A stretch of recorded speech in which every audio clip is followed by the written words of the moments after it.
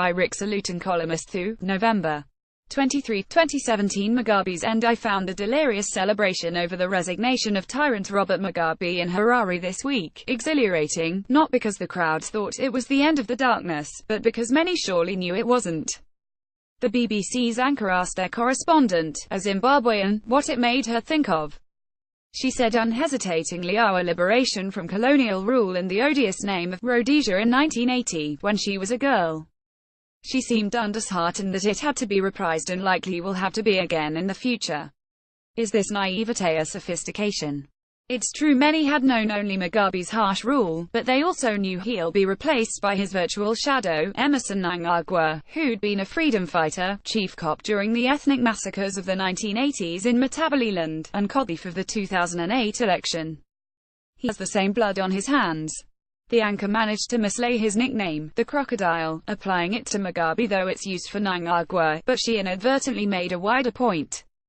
Joy reigned unconfined in the streets.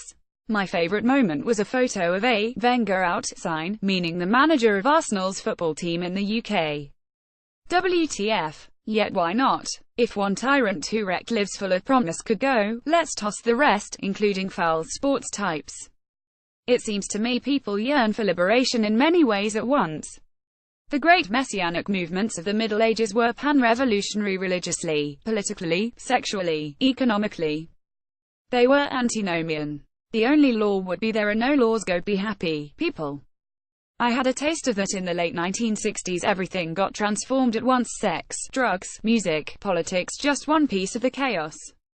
It dismayed many of those who were older, even slightly, either because they feared the bedlam, or were envious since their lives were already so trammeled that they couldn't get in on it. Then it collapsed, quite swiftly at the same moment that Let It Be hit the jukeboxes. Would anyone rather have skipped it, given the letdown? I doubt it. But reality descended abruptly and decisively. Zimbabwe is an exuberant place with exuberant names: Welshman and Cube, God knows Mwanza, Cane and Banana. It's like flipping the bird at Cecil Rhodes. You want to impose your English names? We'll do you one better. It's also Africa's most educated, literate country. Where's the sophistication right now? It lies in giving yourself fully to the present while knowing it's transient, yet keeping in view, somewhere on the horizon, your larger goals.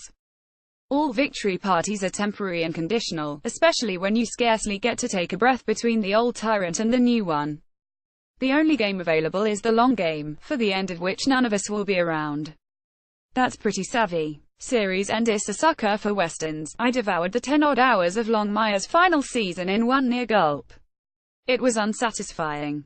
It's as though it had to tie everything up by a known deadline it careened toward its conclusion. I've also started watching Godless to fill the cowboy void, and I'm hoping it won't get extended, because then it won't need a drag-ass final season. It even happened in Justified, my all-time fave, a sort of Appalachian Western. When a final season is announced, it's as if everyone starts playing the ending. Actors do this when they forget that they're in a moment, and depict it from beyond. I'd say this even applies to Game of Thrones. They rush through the penultimate season, checking boxes and speeding up as the end nears. The great thing about long-form TV has been its ability to amble around, even more than a novel. It turns out what it's bad at is getting somewhere. More power to the ambling. Only The Sopranos, so far, got it right because it ended in the middle, or did it? Showrunner David Chase said that the stranger at the counter in the last scene isn't meant to be ominous, though he could be. Exactly. The ominousness comes from us knowing it's the last scene forever. The people in the cafe don't know that. Chase's final word: all I know is the end is coming for all of us. Right. Thanks, Chase. I mean that right. Thanks. Rick Salutin's column appears Fridays.